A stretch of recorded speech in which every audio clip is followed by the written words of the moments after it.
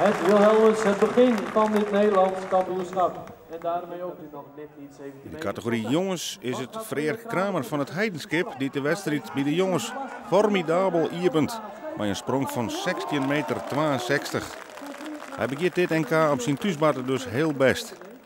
En hetzelfde geldt eigenlijk ook voor Jarno Hoekstra van Dilts. Die komt ook over de 16 meter, 16 centje en dat stuit het tweede plakje. Maar het grote kanon, dat is deze man, Jan Terenauta van Driels. Hij is al Fries kampioen en met deze sprong van centimeter 10 pakt hij ook zijn eerste Nederlandse titel. Nou ja, gewoon geweldig. Hij haast alle titels, behalve de prins dan. Maar ja, kijk dan gewoon radar en dat jij erbij. En liever die net dan een FK of een NK net. Die wil je net missen, dus dat is prachtig. Super hier. Ja, top. Zijn zuster Klaskenauta wil ook graag die titel hebben bij de vrouwen. En zij iepent sterk met 14,90 meter en op dat stuit is dat de lierende positie. Maar de concurrentie is groot. Dit is Dimfie van Rooyen, de nationaal recordhoudster. En die klimt de stok helemaal stil. Jouwt er een draai om, gaat heel starig oer en komt naar 15,60 meter. Ja, dat is een heel eind. En wat te denken van Liesbeth de Wit. Die springt haar beste wedstrijd eer. Een nieuw persoonlijk record van 15,11 meter. Betekent dat zij naar de zilveren positie tageert. Een knap resultaat. En de Friese kampioene is Marit van der Wal. En die slaagt er net in op haar thuisbatten om in de prijzen te vallen. En dat is een teleurstelling. En daarmee gaat zij niet de finale in. Maar Klaskenauta, die kan misschien in die finale dan nog potten breken. Ze verbetert haar ta 15 meter fjouwer, maar het smeet uiteindelijk een bronzen medaille op. Want de titel, die gaat naar Dimfie van Rooyen uit Harmelen. Zij verbetert haar net meer, maar wint dus met 15 meter 60. Nou ja, ik wist dat mijn afstand eigenlijk niet genoeg zou zijn. Ik dacht dat ze er nog overheen zouden springen. Dus ik was zeer gebrand om er zelf nog overheen te springen voordat zij het deden. Het lukte mij niet, maar hun gelukkig ook niet. Dus mijn afstand was toch voldoende. Dit is Sietse Bokma van Hielpen. Hij iepent sterk bij de junioren. Hij is de eerste die het oer de 18 meter komt. 18 meter 16. Maar de concurrentie is sterk. Benamen deze man, Ricardo Fay van Haastrecht. Die had zijn beste sprong uit zijn historie van Nota. Want hij komt oer de 9 meter 33. Daarmee neemt hij de leiding oer.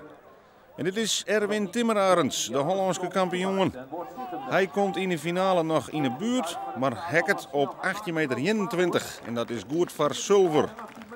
Dat betekent dat hij Sietse Bokma voorbij is, maar ook dat deze man, Ricardo Fay, voor het eerst Nederlands kampioen bij de junioren wordt.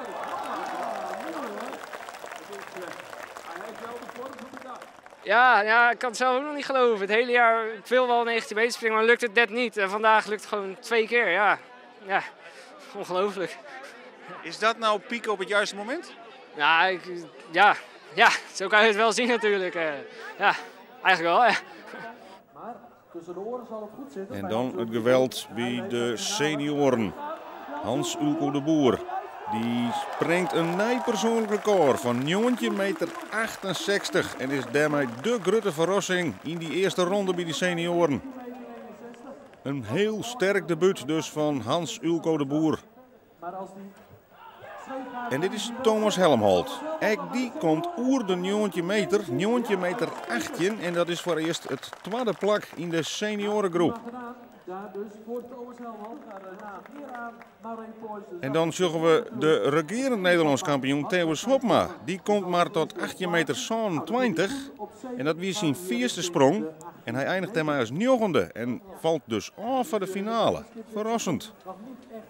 Wat kan Bart Helmholt van Burgum? Zijn eerste sprong.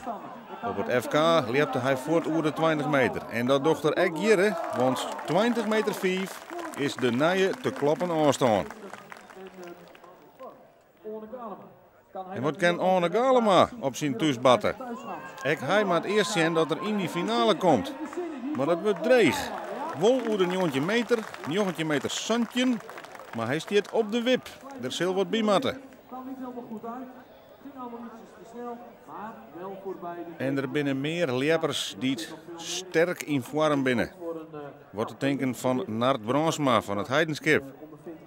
Het hele hier al bij die top 5. En hier om een finale afstanddel te zetten komt hij daar 19,56 meter.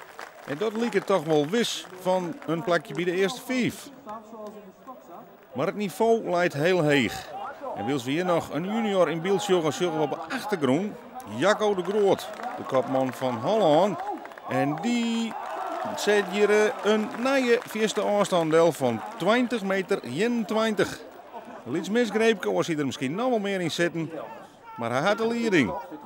En op de achtergrond zijn collega, dat is Rian Baas, de nieuwe Hollandse kampioen, die springt 19,50.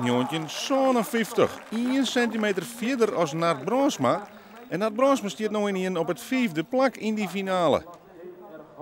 En Arne Galema moet hem dus nog plaatsen. En in zijn derde en laatste voorrondesprong slag het er daarin. Heeg in de stok en een stuk verder. En de blijdschap is dus te begrijpen. Maar dat zal het verhoren, want zijn sprong werd aankat omdat hij in het reed sprong had. Te let. Wat gebeurde er nou precies met die tweede sprong? Ja, die tweede sprong die was ook uit, omdat ik wachtte uit veiligheidsoverweging op de middelste skans. En dat wie aan deze kant ik zoend, maar net door de hoofd en ik weet denk ik 1 seconde in het reed. En hij keurt hem af, wie het genoeg weer, of ik denk op dat stuit van de tweede plak. En dan begint er van alles, want dan zeggen ze hij is disqualificeerd, hij zit net in de finale. En dan in een wolwer, dan moet Nart eruit en dan weer net. En uiteindelijk springen je met 6 finalisten. Nog nooit vertoond. Nee, domheid en top, ja, ik ken er niks meer van zeggen. Het is ongelooflijk dom wat hier gebeurt. En het mag gewoon niet gebeuren en toch gebeurt het. En ja, dat ken het. Nou, lang bereid mij Arne Galema dan toch als 6e in die finale starten. Maar daarin is het Jacco de Groot die zijn voorsprong uitbreidt. Hij komt een stuk verder nou met 20,85 meter. Ja, en dan is hij echt op kampioenskoers. Jacco de Groot met zijn beste sprong van de midje. Hij zit wat nieuw in de stok, maar corrigeert aardig en komt dan toch in de buurt van die 21 meter. En dus longt de Nederlandse titel. Maar de concurrentie is scherp. Maar dat geldt in dit geval net voor Arne Galema. Hij wie zo verbusteren over de situatie met zijn disqualificatie dat hij eens net meer ta een goede sprong komen koer. Hij eindigt in deze finale als laatste.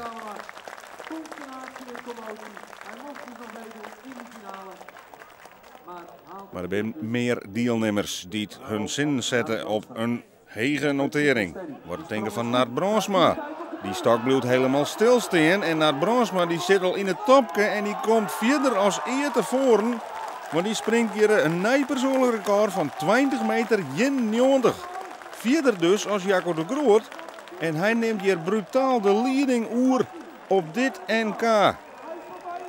Formidabele prestatie van Nart Brandsma.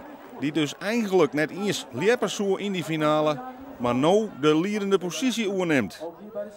Maar er komen nog een paar kanon. Wat kan Bart Helmholt? Die docht het heel vaak in zijn laatste sprong. Komt wel heel heeg, maar helpt het net.